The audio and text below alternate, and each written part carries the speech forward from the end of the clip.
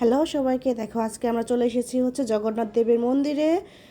তো বিশ্বাস করো তোমরা, মন্দিরটা এত সুন্দর এত সুন্দর, আর হচ্ছে কি এত সুন্দর ভিউ, আমি তো জাস্ট অসাম, খুব ভালো লেগেছে। অনেকদিন ধরেই ভাবছিলাম যে মন্দিরে যাব। তো বেবি হওয়ার কারণে তো কোথাও বের হতেই পারছিলাম না, তো বাবুটা একটু মানে একটু ঝরঝরা হয়েছে আর কি। এর তো এসে পড়েছে আমরা হচ্ছে মন্দিরে। আর মন্দিরটা দেখো, জাস্ট লুকটা দেখো, নদীর পাড় ঘেঁষে একদম, এত বাতাস ছিল বিশ্বাস করো। বাতাস মানে এত গরমের মধ্যে খুব ভালো লাগছিল, মানে প্রশান্তির একটা জায়গা। মন্দিরে গেলে তো এমনিতেই মন ভালো হয়ে যায়, তারপর দেখো একদম নদীর পাড় ঘেঁষে মন্দিরটা, জগন্নাথ দেবের মন্দিরটা।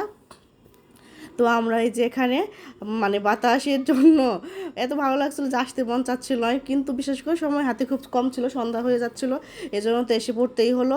এজন্য আমরা এসে পড়লাম, কিন্তু এই যে তারপর এখানে অনেক ভালো একটা সময় কাটালাম আমরা। দেখো এই যে এখন এই যে আমরা কিছু ভিডিও করছিলাম, তারপরে কিছু মানে ছবি তুললাম এখানে।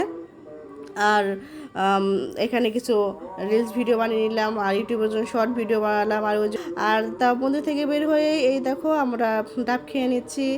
আর হচ্ছে গিয়ে তারপর ডাবটা খেলাম, খাওয়ার পরে দেখো ডাবের শ্বাসটা খাচ্ছি। অনেক মিষ্টি ছিল ডাবের জলটা, খুব ভালো লেগেছে।